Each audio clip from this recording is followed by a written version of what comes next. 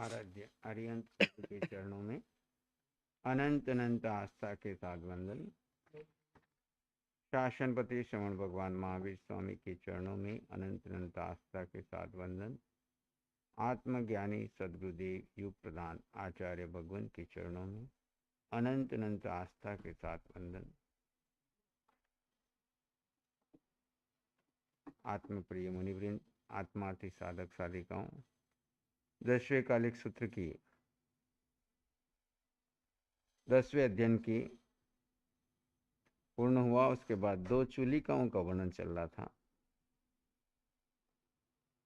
10वीं गाथा में हमने कल चर्चा की थी, यदि अपने से गुणों में अधिक, गुणों में तुल्य एवं संयम क्रिया में निपुण कोई साधु न मिले तो मुनि पाप कर्मों का परित्याग करता हुआ एवं काम भोगों में आसक्त न होता हुआ अकेला ही विचरे, किंतु अपनी साधना से शिथिलाचारी साधुओं के संग न रहे। यहाँ पर बात कही है कि जीवन में अनेक प्रकार के मोड़ आते हैं। साधु का लक्ष्य है कि मैं अपनी आत्मा की साधना की उन्नति करते हुए ऊपर ऊपर उठता चला जाऊं। अब जब साधना करते समय कोई योग्य साथी नहीं मिलता है या नहीं रहता है, तो वहाँ पर हमको अपनी साधना से समझौता नहीं करना है, अपनी साधना को ऊपर उठाते रहना है। व्यक्तित्व के लिए अस्तित्व को गौण नहीं करना है। अकेले रह जाते तो कमी किसकी आती है? मान की कमी आती है, सम्मान नहीं मिलता है, उसको कोई सुनने वाला नहीं मिलता है। और आत्मार्थी साधक को क्या चाहिए? एकत्व चाहिए, एकांत चाहिए, अपनी साधना को पोषण करिए। वो मान सम्मान के लिए साधु बना ही नहीं, मान सम्मान के लिए वो साधु बना ही नहीं। उसका लक्ष्य मात्र अपनी आत्मा का। हाँ, अगर कोई साथी धर्म ध्यान में, शुक्ल ध्यान में सहयोगी बन रहा है तो अवश्य उसके साथ रहे, और उसके लगे कि इसके साथ रह करके पहला दूसरा ध्यान हो रहा है, आत्मोध्यान ध्यान हो रहा है और अपनी समाधि टूट रही है और नीचे जा रहा है, तो भगवान वहाँ पे कहते हैं इससे अच्छा है कि वो एकांत और अकेला अपनी साधना में विचरण करके आगे बढ़े। मूल बात है कि यहाँ पर स्वच्छंद वृत्ति से अकेला नहीं जाना है। यहाँ गुरु के साथ बनती नहीं है, अपने अहंकार के आगे, अपने नाम के लिए वहाँ से छोड़ के निकल गया गुरुकुल से, वो साधक भटक जाते हैं। लेकिन जो आत्मार्थ को लक्ष्य में रहकर के अगर किसी परिस्थितिवश उसके अकेला रहना पड़ा, तो वो फिर साधना से गिरता नहीं बल्कि ऊपर उठता है। वर्तमान में पंचमारे में क्या हो रहा है? बहुत थोड़े तो परिस्थितिवश जा रहे हैं, अधिकांश किसके कारण है? अपनी स्वच्छंदता के कारण। इसलिए समाज में उनको स्थान नहीं मिलता, तो वो फिर पहले दूसरे में ध्यान में चले जाते हैं। लेकिन जो शुक्ल ध्यानी होगा, आत्मज्ञानी होगा, वो तो ऐसे समय में अपनी प्रतिमाओं को धारण करके और ऊपर ऊपर उठने की आराधना करेगा, तपस्या में आगे बढ़ेगा। 11वीं गाथा में चर्या संबंधी चर्चा बताइए। संवत्सरम वावी परम प्रमाणम बियम च वासम न तहिम वसिज्जा सुतस्य मग्गेण चरिज्य भिक्षु सुतस्य अथो जह आणवेयी सुतस्य अथो जह आणवेयी। संवत्सर यानी वर्षा काल के 4 मास। संवत्सर का अर्थ यहाँ पे किया वर्षा काल के 4 मास, वावी अन्य ऋतुओं में 1 मास रहने का परम उत्कृष्ट प्रमाण है। अतः यहाँ पर चतुर्मास किया हो, जहाँ पर चतुर्मास किया हो वह मासकल्प किया हो, तहीं वहाँ बीयम द्वितीय वासम चतुर्मास या मासकल्प न वसिज्जा नहीं रहना चाहिए, क्योंकि सुतस्य सूत्र को अथो अर्थ यह जिस प्रकार आणवेयी आज्ञा करे, उसी प्रकार भिक्षु को, साधु को सुतस्य सूत्र के मग्गेणम मार्ग में चले। एक स्थान पर वर्षा ऋतु के 4 माह और अन्य ऋतुओं में 1 महीना ठहरने का उत्कृष्ट प्रमाण कथन किया है। साधु की चर्या के विषय में ये प्रमाण किया है। अतः उसी स्थान पर दूसरा चतुर्मास अथवा मास कल्प मुनि को नहीं करना चाहिए। चतुर्मास हो या 1 महीना किया, वापस दूसरा महीना वहाँ ना करे, ये उत्सर्ग रूप में भगवान की आज्ञा है। अपवाद रूप में कारण बताए, कोई साधना के लिए ठहरा है या कोई बीमारी के लिए ठहरा है, कोई गुरु सेवा में ठहरा है या अध्ययन के लिए ठहरा है, उसकी बात अलग है, लेकिन सामान्य रूप से जो विचरण काल में है वो एक चातुर्मास जहाँ पर किया हो वहाँ पे दूसरा चातुर्मास नहीं करता, जहाँ एक मासकल्प बिताया वहाँ पे दूसरा मासकल्प नहीं बिताता, क्योंकि सूत्र में के उत्सर्ग और अपवाद रूप अर्थ की जिस प्रकार से आज्ञा हो उसी प्रकार से सूत्रोक्त मार्ग पर मुनि को चलना चाहिए। ये भगवान की आज्ञा का पालन करके मुनि अगर विचरता है तो उसकी साधना में उसको क्या मिलता है? सहयोग मिलता है। अब सूत्र का आत्म विचारणा के विषय में कहते हैं, जो पूर्वरता व्रत काले संपेह अपगमपयणम किमे कड़म किंच में किंच मैसम किच्च शेषम किम संकणिजम न समायरामी। मैं यानी मैंने किम किया किच करने योग्य कार्य कर्म किया है, तथा मैं मेरा किम क्या किच्चम कृत्य शेषम शेष रहा है कि सक्कनिजम कार्य करने की मेरी में जो शक्ति है जिसे मैं समायरामी आचरण नहीं करता हूँ। इस भांति जो साधु पूर्वव्रत काले रात्रि के प्रथम और चरम प्रहर में अपगम अपनी आत्मा को अपगैणम अपनी आत्मा द्वारा संपेह सम्यक प्रकार से देखता है वही श्रेष्ठ है। अब यहाँ साधना करने का तरीका बताया। एक साधक, चर्चा चल रही है चर्या में कि पहले स्थिर हो जाए, श्रद्धा को परिपक्व कर ले, उसके बाद भगवान ने बताया दूसरी चुलिका में कि किस प्रकार आचरण करें। अब यहाँ बताया जो साधु रात्रि के प्रथम पहर और अंतिम पहर में अपनी आत्मा को अपनी आत्मा के द्वारा सम्यक प्रकार से देखता है, ये विधि है। आत्मा को आत्मा के द्वारा आत्मा को देखना। कैसे देखोगे? आत्म ध्यान शिविर में आपको यही सिखा रहे, शरीर अलग और आत्मा अलग। शरीर आत्मा को नहीं देख सकता, आत्मा शरीर को देख सकती है, क्योंकि ज्ञान गुण किसमें है? अब आत्मा ही आत्मा को देखेगी कि आत्मा किस समय विभाव में थी, किस समय स्वभाव में थी। आत्मा कहाँ पर में आसक्त हुई, कहाँ आत्मा स्व में स्थित रही। जो स्व में स्थिरता है, जो स्व में ठहराव है, वह मोक्ष मार्ग है। जो पर का चिंतन है, पर में आसक्ति है, पर में सुख ढूंढना है, पर में साता ढूंढनी है, पर की चिंता करनी है, वह आत्मा का विभाव है। आर्त ध्यान है, रौद्र ध्यान है, पर चिंतन है, पुद्गल का चिंतन है और कर्म बंधन का कारण है। अब जब साधु शाम को सूर्यास्त के पश्चात प्रतिक्रमण करके अपनी आत्म साधना में लीन होकर बैठता है, यहाँ स्वाध्याय का मतलब ये नहीं कि केवल पुस्तक पढ़ना है, स्व को स्व में अध्ययन करना। तो स्व आत्मा है और आत्मा आत्मा का अध्ययन करेगी कि आज दिवस भर में मैं कौन कौन सा समय पर भाव में गया और कौन कौन सा समय स्वभाव में रहा। जहां पर भाव में गया, कारण कोई भी हो, कारण तो चला जाएगा, कर्म साथ चलेगा। अब मुझे कारण में उलझना है कि कर्म को साथ लेके जाना है। जो कर्म आया है उसको मैंने आज का आज ही डिलीट कर देना। दिवस भर में किसी परिस्थिति वश, किसी कारणवश, प्रमादवश, बेहोशी वश, है ना, उदय कर्म के अधीन में भूल में चला भी गया तो शाम को सूर्यास्त के बाद, दिन अस्त और मजूर मस्त। अब सूर्यास्त के बाद कोई आपके पास नहीं है, आप अकेले हो और आपके शरीर के अंदर से शरीर को भिन्न कर दिया और अपनी आत्मा में स्थित हो गए। और आत्मा में स्थित होकर के सम्यक प्रकार से देखता है और विचार करता है कि मैंने क्या किया, मुझे क्या करना शेष है। यानी आज दिवस भर में मैंने क्या किया, आत्मा का कार्य किया, पुद्गल का कार्य किया, परचिंतन का कार्य किया, या स्वस्थिति का कार्य किया, और अभी मुझे क्या करना शेष है। देखो, अब अपने अपने यहाँ पे अवलोकन करो, हमने आज तक क्या किया और अब मुझे क्या करना शेष है। अब संसारी होगा तो क्या करेगा कि मैं वहां गया, मैंने ये किया, मैंने ये किया, मैंने वो किया, मैंने ऐसा काम किया, मेरा जैसा कोई नहीं, और मैंने ऐसा हुआ, मेरे साथ ऐसा हो गया, मेरे साथ ऐसा हो गया, ये कहानियां बनाएगा। और क्या करना है तो उसने संसार के जितने लक्ष्य बना रखे हैं, ये करूँगा, ये करूँगा, बड़ा होऊंगा, शादी बनाऊंगा, ये करूँगा, दुकान लूँगा, मकान लूँगा, बच्चों को पढ़ाऊँगा, ये करूँगा, ऐसे प्लानिंग कर रहा है। बैठे बैठे दुनिया भर की प्लानिंग करता रहता है। ये है अज्ञानी व्यक्ति का लक्षण।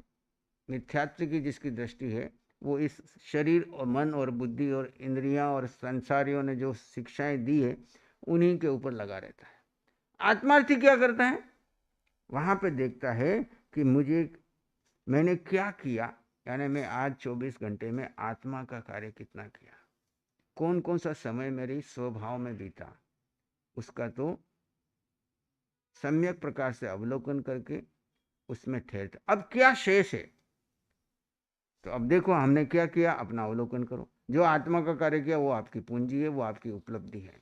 जो आत्मा की दृष्टि प्राप्त की है वो आपकी उपलब्धि है। क्या करना शेष है, तो क्या शेष काम बाकी है, बोलो इस जीवन में आपका शेष काम क्या बाकी है, बोलो श्रावक जी, क्या करोगे, कितना करोगे, कितना काम है, टोटल टारगेट क्या है आपके पास पूरी जीवन भर के लिए? डॉक्टर साहब बोलो। हाँ, तो शेष कार्य मेरा क्या है, ये कार्बन शरीर के ऊपर एक भी कर्म न रहे, उस कर्म को क्षय करना है। तो उसके लिए हमारे पास कितना समय है और कितना बड़ा काम है। जिसके सामने इतना बड़ा टारगेट है कि मेरे पास अनंत कर्म की पूंजी पड़ी है, उस पूंजी को क्षय करना है, खाली करना है, डिलीट करना है, और नया कर्म एक भी बनने नहीं देना है।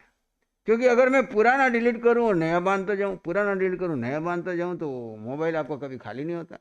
लेकिन पुराना सारा डिलीट कर दो और नया बिल्कुल भी संकल्प कर लो कि मैं नया कचरा कुछ भी नहीं डालूंगा, अने वो मोबाइल नहीं, ये मोबाइल इस बुद्धि के अंदर कंप्यूटर में कितना भर के रखा है, रात को नींद यही खराब करता है। डिप्रेशन और टेंशन में कौन लेके जा रहा है ना? ये मन और बुद्धि दोनों में हम डाटा भरते जा रहे हैं। इस जीवन में कितना भरा, और अनंत काल में जिस जीवन में जिस शरीर में जिसके निमित्त से भरा, वो शरीर और वो घटनाएं और व्यक्ति और वस्तु और स्थान तो चले गए, छूट गए वहीं पे, लेकिन वो सारे कर्म किसके साथ चल रहे हैं, आज भी हमारे साथ चल रहे हैं।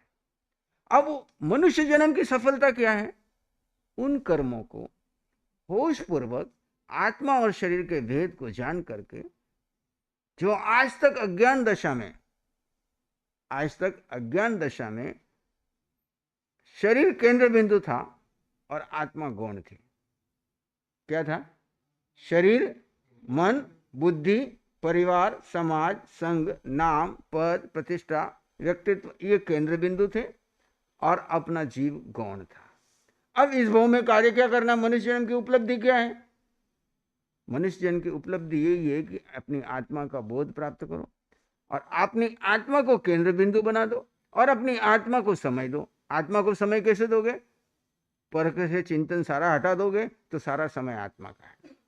जिस समय आप पर चिंतन में नहीं हो, उस समय कहाँ हो, आत्मा में। दो ही तत्व है। तो वह आपको आईना में कैसे दिखेगा, जिस समय मन पूरा खाली है, मन में कुछ नहीं है, बुद्धि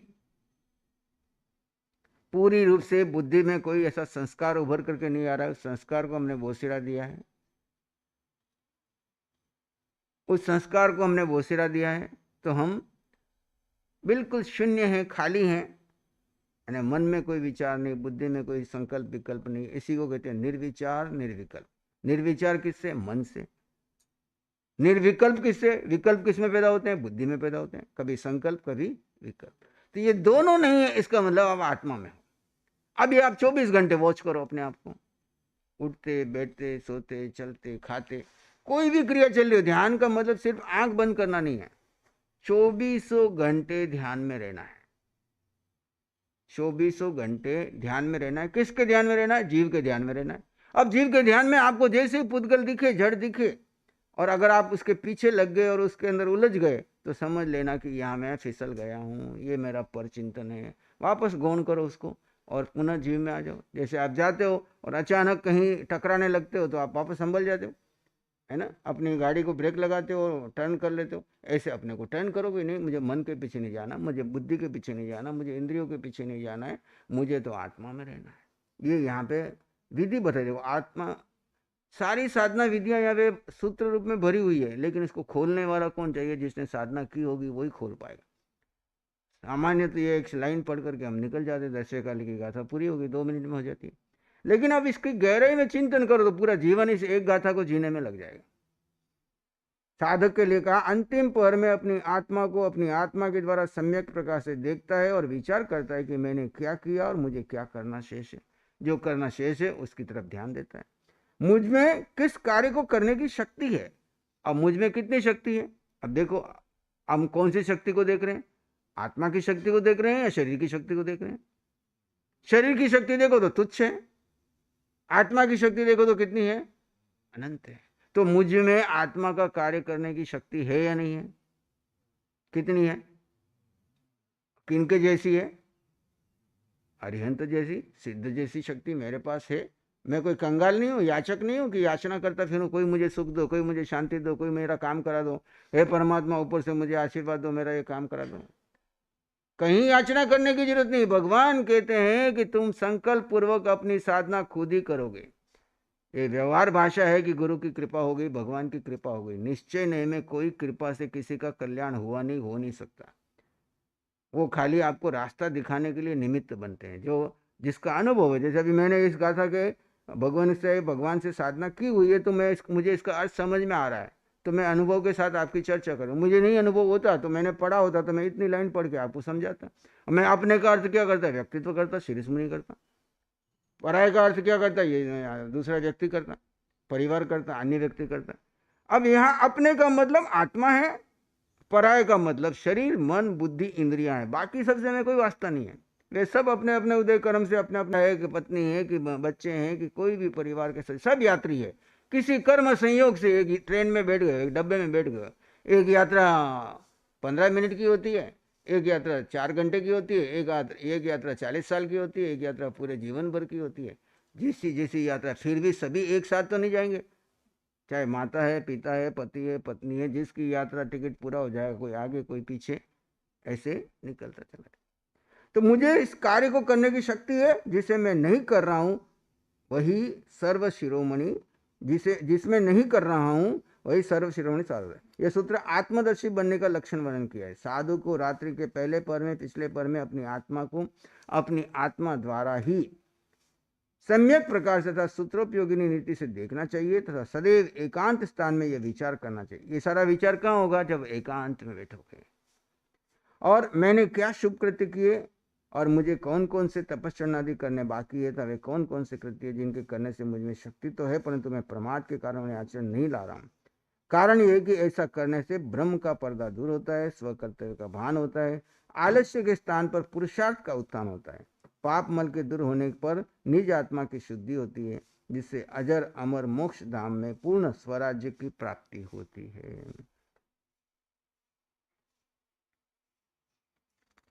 अगली गाथा में कहते हैं, फिर उक्त विषय में और गहराई से कहते हैं। अब देखो,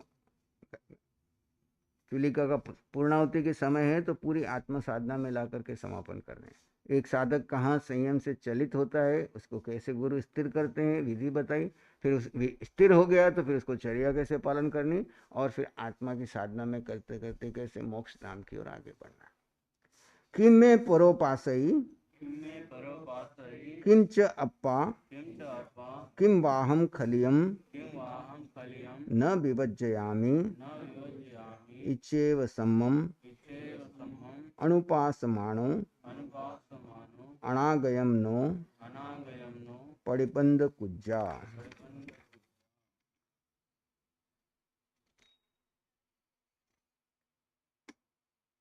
परो अन्य पुरुष में मेरी किम क्या खलियम स्खलना पासई देखता है, च तथा अप्पा मैं स्वयं अपने प्रमाद के प्रति किम क्या देखता हूँ, अहम किम मैं क्या खलियम स्खलित न नहीं विवज्यामि छोड़ता हूँ। इच्छेव इस प्रकार सम्मम सम्यक्तया अनुपासमानो विचार करता हुआ साधु अनागयम अनागत काल के परिबंध प्रतिबंध को न कुज्जा न करे, अर्थात भविष्य में कोई दोष न लगाए।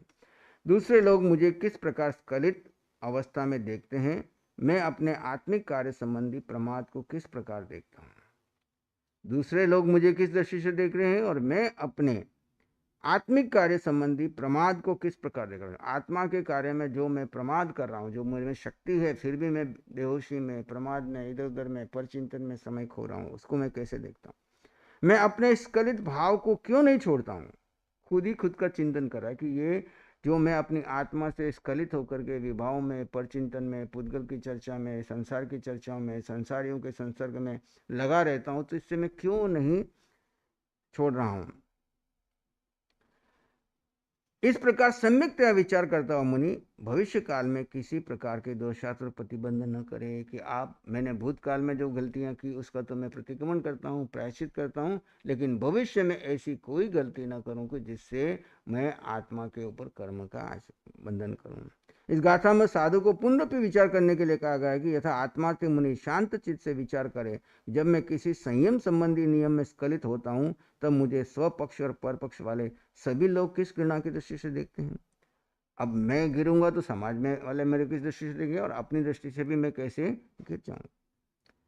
तथा अब मैं प्रमाद के कारण आत्मिक पद से स्खलित होता हूँ। अब मैं आत्मिक पद से स्खलित कब होता हूँ? जब प्रमाद में आता हूँ। प्रमाद यानी क्या? परम उत्कृष्ट रूप से मत वाला हो जाना, बेहोशी में चले जाना।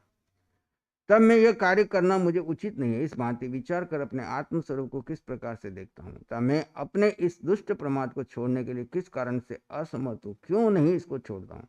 भाव यह है कि मुनि उपयुक्त से सम्यकतया अपने आत्मस्वरूप को देखता है, वो अनागत काल के किसी प्रकार का दोष नहीं लगा सकता। यानी भविष्य में फिर ऐसा कोई तीन प्रकार का ना, अनागत भूतकाल का प्रतिक्रमण, वर्तमान काल का संवर, अनागत काल का पक्षकाल। अनागत यानी भविष्य।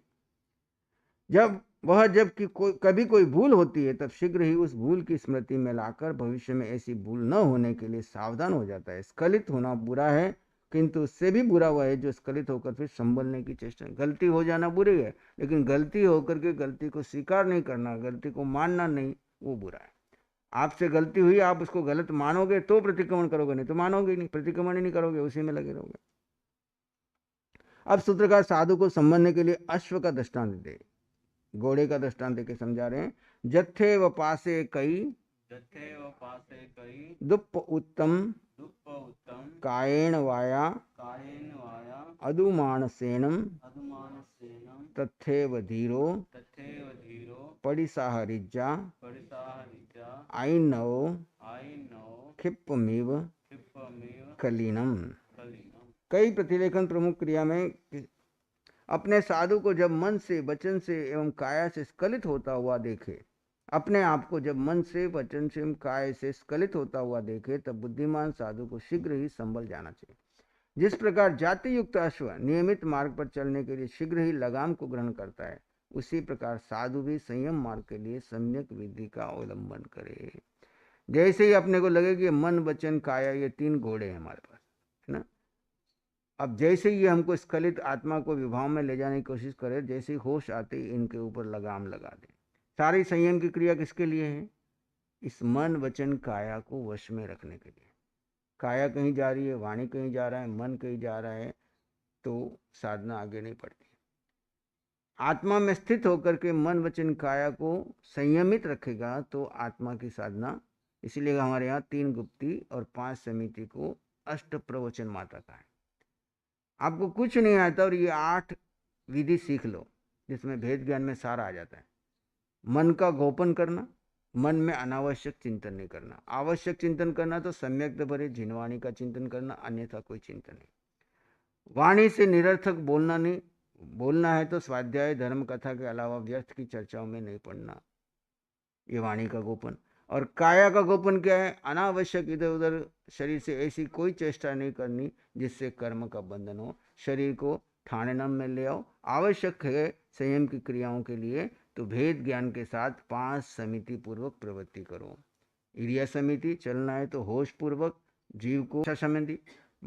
अनावश्यक बोलना नहीं, बोलना है तो विवेक पूर्वक बोलना। ऐसी भाषा कोई नहीं बोलना कि जिससे भाषा कर्कश, कठोर, प्राणी को पीड़ाकारी, छेदकारी, भेदकारी, है ना। ऐसी कोई भाषा नहीं बोलना जिससे भाषा के कारण कर्म का बंधन हो जाए, तो भाषा विवेक पूर्वक। ऐसी भिक्षा के लिए ऐष्णा में विधि बताई, उस विधि से आहार लाओ, विधि से करो। ऐसे अपने पास जो भी सामान उपकरण है उसको ऐसा विवेक से रखो कि जिससे आपको चाहिए तब समय पर मिल जाए और इधर उधर बिखेरा पड़े रह करके जीव हिंसा न हो। ऐसे उच्चार 5 मिनट। शरीर में के 9 द्वारों से जो मल निकलेगा उसको विवेक पूर्वक पढ़ो, जिससे आसपास रहने वालों को अशुचि की भावना से उनको मन में शासन के प्रति अवहेलना न हो और विवेक से पढ़ो जिससे आपके कर्म का बंधन न हो। तो इस प्रकार विधि पूर्वक जाति युक्त, जैसे अश्व को हम लगाम ले लेता है, वैसे ही हम अपनी आत्मा की साक्षी से मन वचन काया को वश में कर लेते हैं। तो सम्यक विधि का अवलंबन करें। अब प्रस्तुत प्रकरण का उपसंहार करते हैं। जस्से ऋषा जोग जीन दियस धीमो सपुरिसस नित्यम तमाहु लोए पड़िबुद्ध जीवी सो जियई संजम जीवियेण।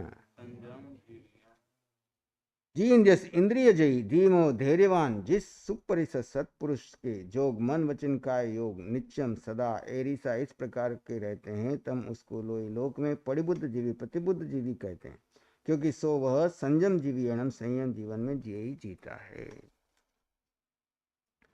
जिसने चंचल इंद्रियों को जीत लिया। इंद्रियां कितनी हैं? 5 इंद्रियां है ना। कानों से सुनना, आंखों से देखना और नाक से सूंघना, जिह्वा रस से खाना और पूरे शरीर से स्पर्श से अनुभव। इन 5 इंद्रियों को जीत लिया। जीत लिया का मतलब क्या? क्या खाली आंखें बंद रखोगे, कान बंद रखोगे? जीतने का मतलब है कि इसके ऊपर कोई भी शब्द टकराए, कोई कुछ टकराए, आप उससे न राग करोगे न द्वेष करोगे, आप ज्ञाता दृष्टा रहेंगे। आप कौन? आत्मा। आत्मा का स्वभाव क्या है? इन 5 इंद्रियों के विषयों में न तो आसक्त होगे न इनसे द्वेष करोगे, दोनों में क्या रहोगे? ज्ञाता दृष्टा रहोगे। जब ज्ञाता दृष्टा रहोगे और इनमें सुख नहीं मिलेगा, सुख आत्मा में मिलेगा, तो आप इसके प्रति विषयों में आसक्त होगे ही नहीं। उसका नाम है इंद्रिय विजय। जिसके हृदय में संयम के प्रति अदम्य धैर्य है। इस वितराग मार्ग में आपको क्या चाहिए? धैर्य चाहिए, अदम्य धैर्य। साहस और धैर्य का मार्ग है, ये कायरों का मार्ग नहीं है। इस मन को, सबसे कठिन कार्य है इस मन को वश में करना। मन और इंद्रियों को वश में करने वाला धैर्यवान को वीर नहीं, महावीर कहा। महावीर क्यों कहते हैं उनको? कि वे अपने इस मन बुद्धि इंद्रियों को पर संयमित करके इससे पार जा करके आत्मा को आत्मा में स्थित करना है। कितनी देर? देखो कितना कठिन कार्य है। अपन सारी जिंदगी लगा दी, बरसों से ध्यान साधना कर रहे हैं, स्वाध्याय कर रहे हैं, पर केवल 1 घड़ी और 2 घड़ी का खेल है केवल ज्ञान पाने में। कितना?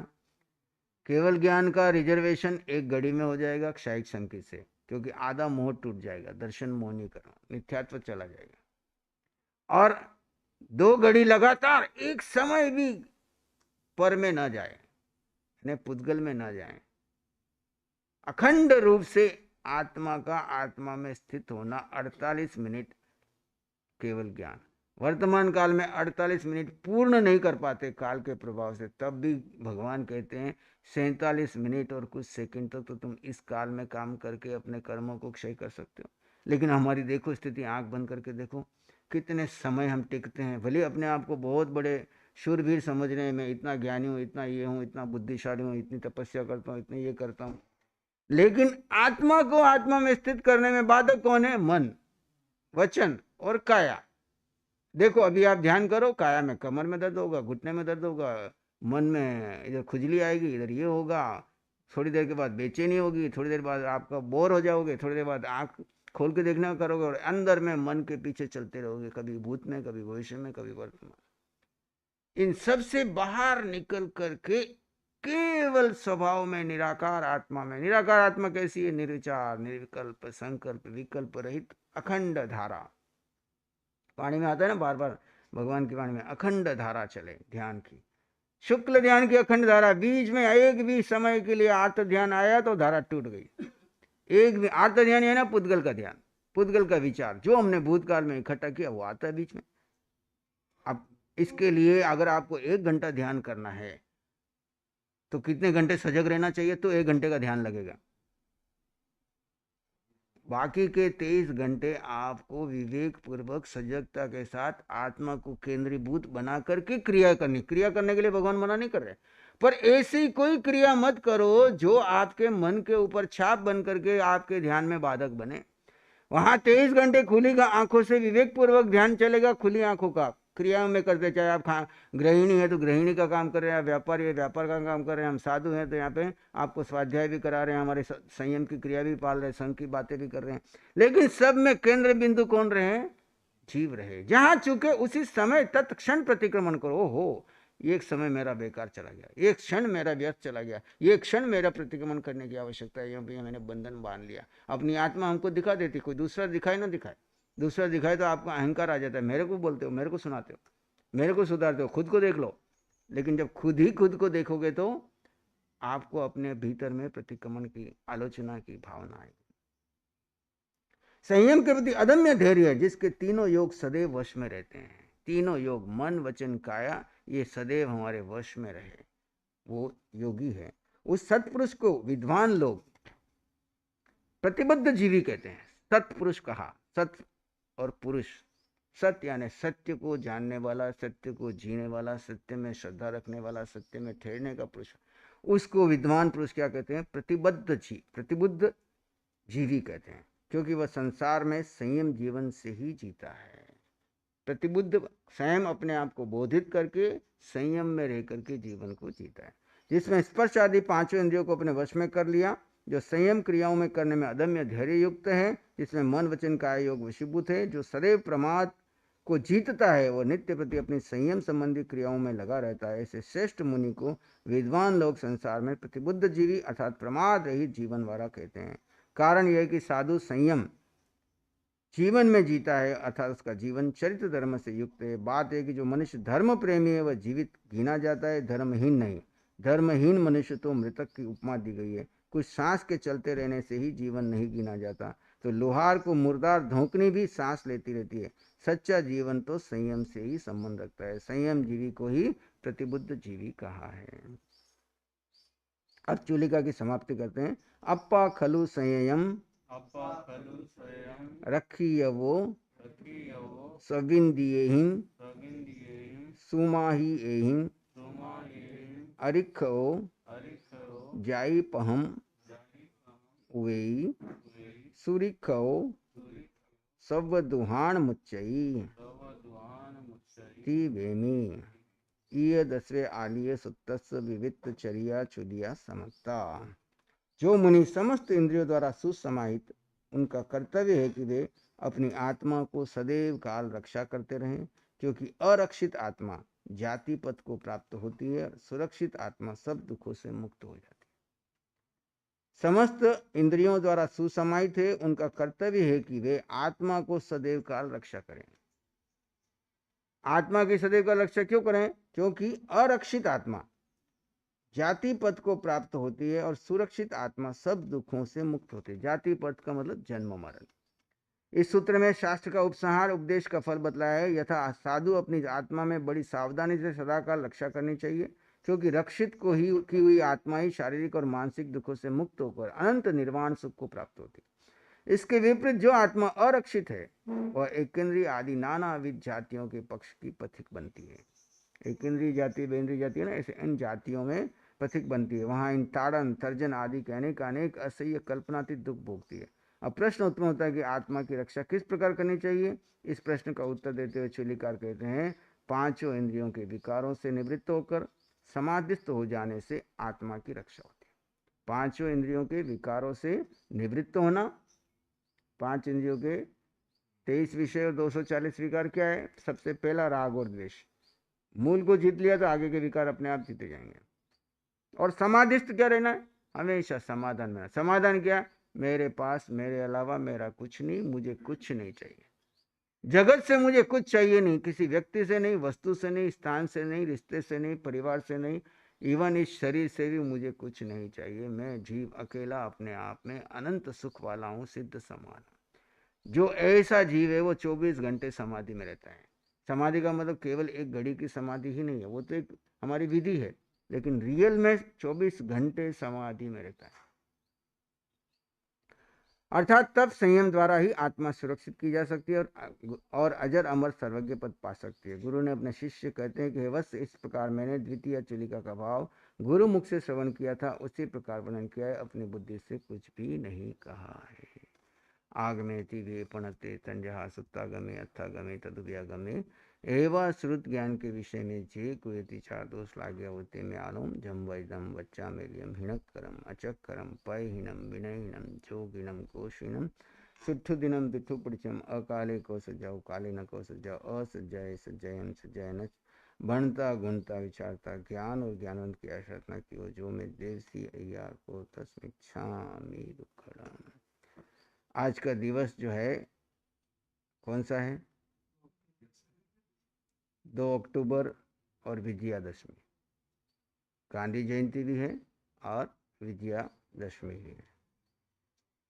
अब विजयादशमी किसका प्रतीक है?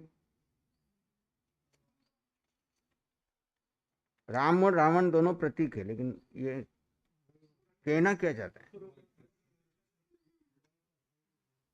धर्म और अधर्म की लड़ाई है। किसकी लड़ाई है? धर्म क्या और अधर्म क्या है? राम और रावण को थोड़ी देर के लिए प्रतीक को बाद में देखेंगे, पहले मूल को देखो। धर्म और अधर्म क्या है? बोलो। जब जब आप अधर्म में हो, अधर्म पे धर्म की विजय हुई, इसीलिए विजयदशमी मना रहे ना। अधर्म पर अधर्म क्या है? कितनी शक्तियां हो आपके पास, अगर आप मिथ्यात्व में हो, किसमें हो? अधर्म मिथ्यात्व है और धर्म सम्यक्त्व है। सत्य धर्म है और असत्य अधर्म है। पुण्य और पाप कर्म है, अंतर समझ लेना। पुण्य धर्म नहीं है, पुण्य कर्म है, पाप भी कर्म है। जहां कर्म है वहां पर 4 गति है, शुभ हो या अशुभ हो वो प्रश्न नहीं है। लेकिन जहां धर्म है वहां 4 गति का अंत है। जहां सत्य है वहां भगवान है, जहां असत्य है वहां पर संसार है। 4 गति है। अब इस दृष्टिकोण से देखो, रावण का प्रतीक देखो, असत्य का प्रतीक है। मिथ्यात्व में तो शक्तियों की कमी नहीं थी, शिव जी का भक्त था, पर दृष्टि किस पे थी? पूतगल पे थी। किस पे थी? सोने की लंका बना ली, इतना बड़ी शक्तियां, देवताओं को खुश खुश करके सारी शक्तियां ले ली, पर शक्तियों का उपयोग अधर्म में कर रहा था। तो क्या हुआ? दूसरी तरफ राम एक प्रतीक है धर्म के, जिनके पास कोई सेना नहीं, कोई फौज नहीं, कुछ नहीं, केवल सत्य धर्म है। वो चाहते तो राम राज्य ले सकते थे, पर सत्य के ऊपर टिक करके एकांत और जंगल को चुना और अपनी साधना में लीन रहे। और धर्म का बल था, आत्मबल और पुद्गल का बल, दोनों में देखो कौन विजयी हुआ। राम के पास आत्मबल था, वो आत्मार्थी थे, इसलिए जैन शास्त्रों में राम को मोक्ष बताया। किसको बताया? राम का मोक्ष बताया। तो राम आत्मा के प्रतीक है, सत्य के प्रतीक है, और नैतिकता स्थापित करने के लिए रामायण जैसा महाकाव्य रचा गया। रामायण महाकाव्य में क्या किया गया है? व्यवहार धर्म को पूरे देश दुनिया में स्थापित करने के लिए राम के प्रतीक को लेकर के रामायण का सब जगह मंचन होता है। महाभारत का कहीं मंचन होते देखा? अभी वर्तमान की टीवी सीरीज को छोड़ दो, उनको तो धंधा है, नोट चाहिए, हाँ उनको तो कुछ भी चाहिए। लेकिन पूरे देश में अपन जब से जन्म से देखते आ रहे हैं, जहां जहां पर भी मंचन होता है, किसका होता है? महाभारत का कहीं भी। और कोई घर में महाभारत रख करके महाभारत की कहानियां सुनाते क्या? सब सुनाते किसकी है? राम की, रामायण युग की, राम राज्य की बात करते। क्यों करते हैं?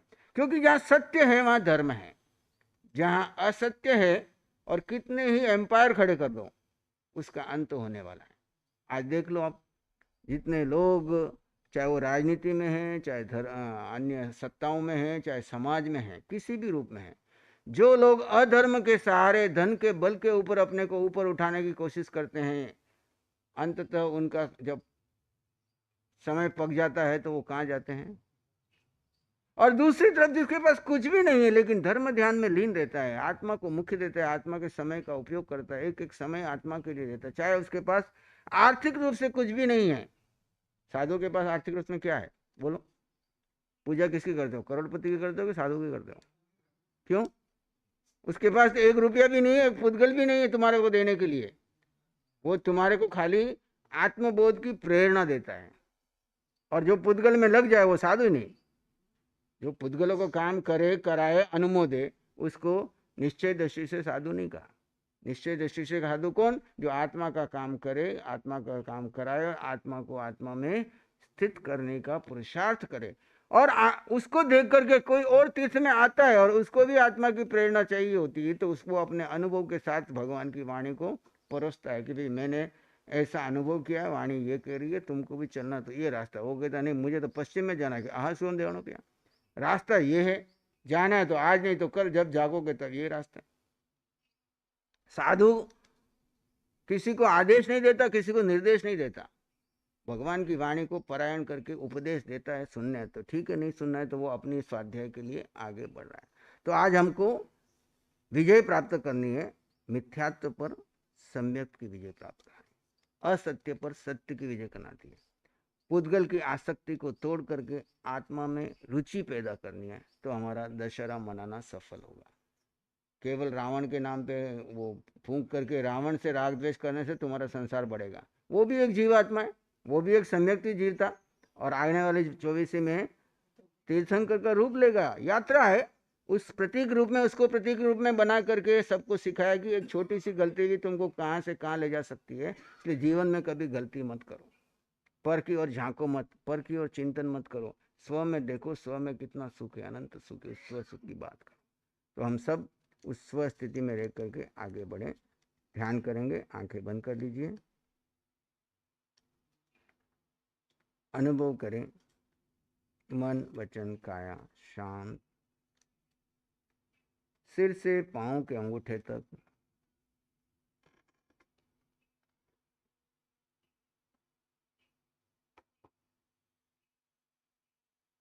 इस आकार में निराकार का ध्यान करें।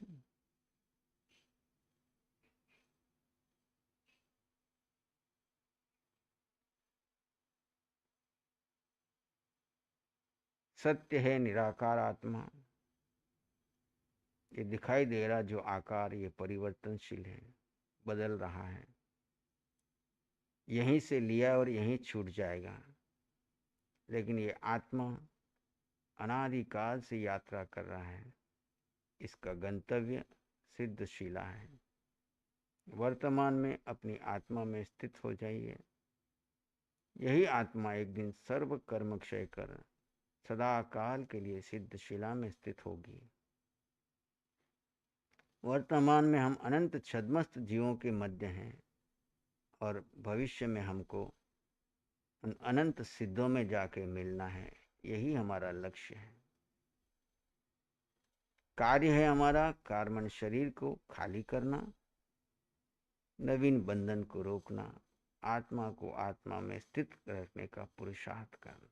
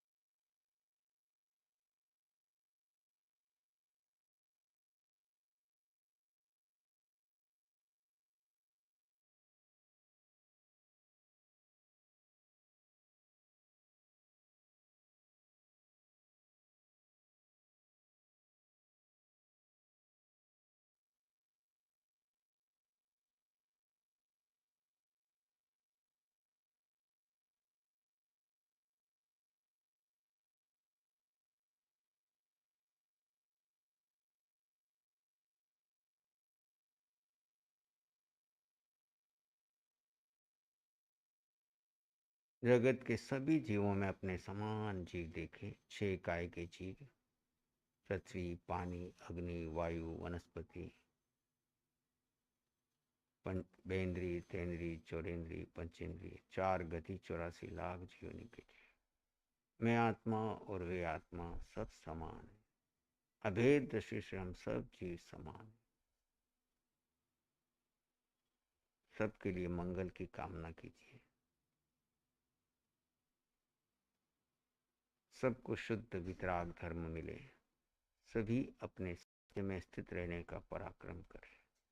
सबका मिथ्यात्व छूटे, सम्यक की प्राप्ति हो, ऐसी मंगल कामना करें।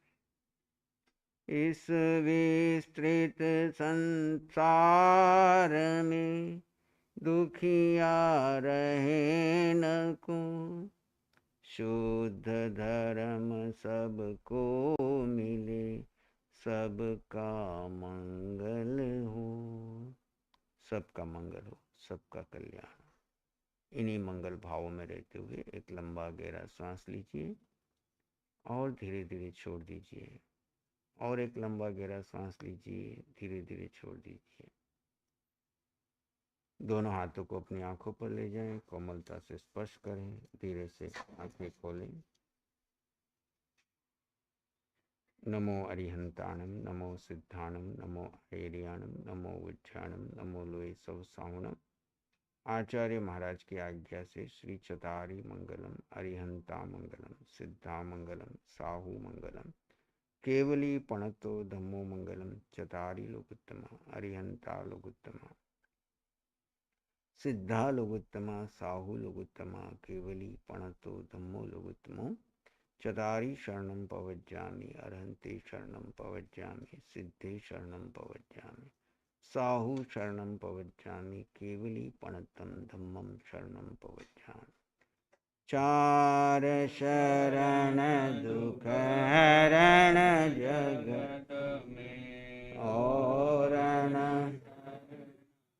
कोई होगा जो भव्य प्राणी करे आराध, उसका अजर अमर पद हो, उसका सदा